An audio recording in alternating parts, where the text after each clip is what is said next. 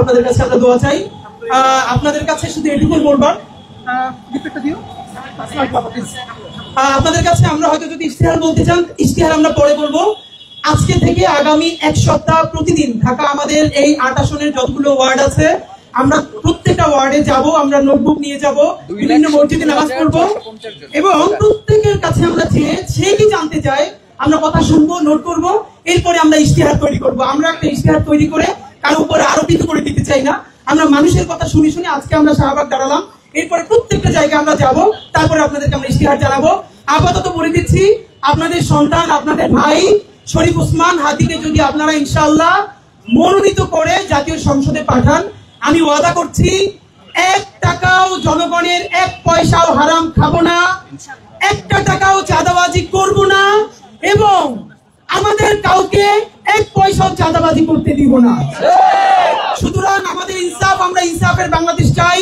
সেই ইনসাফের বাংলাদেশে যে গণহত্যা করে নাই, ক্রিমিনাল অফেন্স করে নাই, দলমত নির্বিশেষে সবাই আমাদের ভাই, আমাদের বন্ধু, সবাইকে নিয়ে আমরা একটা নতুন বাংলাদেশ গড়তে চাই এবং সেই নতুন বাংলাদেশ আমাদের নিজেদের মধ্য থেকে আমরা ওয়াদা দিচ্ছি 1টা পয়সা হারাম আমি এবং আমার ভাই বন্ধুরা খাবে না, আমরা কাউকে খেতেও দিব না।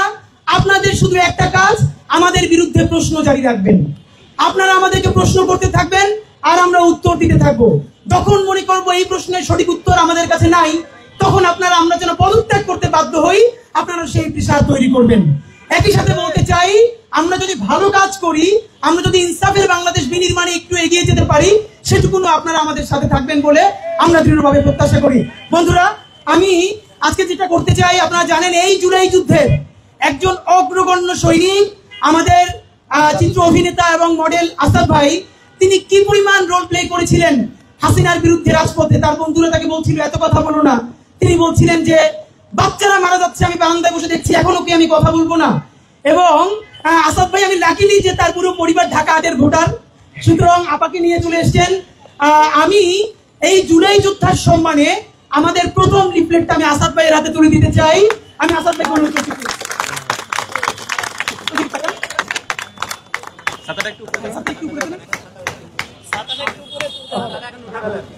এরপরে আমরা আপনাদের কাছে লিফলেট পৌঁছে দিব। আর এখন আমরা আমাদের যে তবারক আপনারা দেখেছেন যে বাতাসা এবং মুড়ি,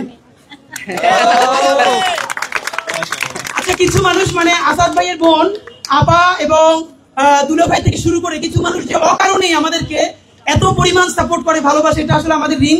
আমি শুধু আপনাদের কাছে বলতে চাই ভাইরা, আমরা আজকে বিসমিল্লাহ বলে রাজপথে নামলাম। অনেকে জিজ্ঞাসা করছে যে আমরা কি জিতবো কিনা। আমরা তো জিতবো বলেই নেমেছি ইনশাআল্লাহ। আমরা যদি কারো কাছে 1 পয়সা চুরি না করে, চাঁদাবাজি না করে, ডাকাতি না করে নির্বাচন করি, তাহলে তো আমাদের পরাজয়ের কোনো কারণ নাই। অনেকে জিজ্ঞেস করে 500 ভোট পাবা, আমি কমেন্টে রিপ্লাই দেই এত ভোট পয়সা ছাড়া, তাই তো বিজয়। এর মানে পয়সা ছাড়া 500 ভোট, আপনি কেন ইমাজিন ভাই চিন্তা করতে পারেন। আমরা বলতে চাই, আমাদেরকে যদি আপনারা কেউ হারাতে চান, সততায় আমাদেরকে হারাতে পারবেন না। চ্যালেঞ্জ দিলাম ইনশাআল্লাহ। সুতরাং নতুন বাংলাদেশের চ্যালেঞ্জ হবে আমাদের সাথে যারা সততার প্রশ্নে নামতে পারবেন, ইনসাফের প্রশ্নে নামতে পারবেন। আর একটা কথা বলি, ঢাকা 8-এর মতো গুরুত্বপূর্ণ আসনে আমরা হলাম বাচ্চা ছেলে, কিন্তু আমাদেরকে শুধু বাচ্চা করে মনে করে কেউ যদি মাসেল পাওয়ার দেখিয়ে জনগণের রায়কে বৃদ্ধাঙ্গুলি দেখিয়ে ভোট ডাকাতি করবার চেষ্টা করেন, পয়সা দিয়ে ভোট কেনবার চেষ্টা করেন, শুধু মনে রাখবেন হাসিনার থেকে বেশি শক্তিশালী আপনারা কেউ ছিলেন না। যেই বাচ্চারা হাসিনাকে পালাতে বাধ্য করেছে, আপনারা যদি ভোট ডাকাতির বা ভোট চুরির বা ভোট কেনার চিন্তা করেন, আপনারাও গণপ্রতিরোধের শিকার হবেন।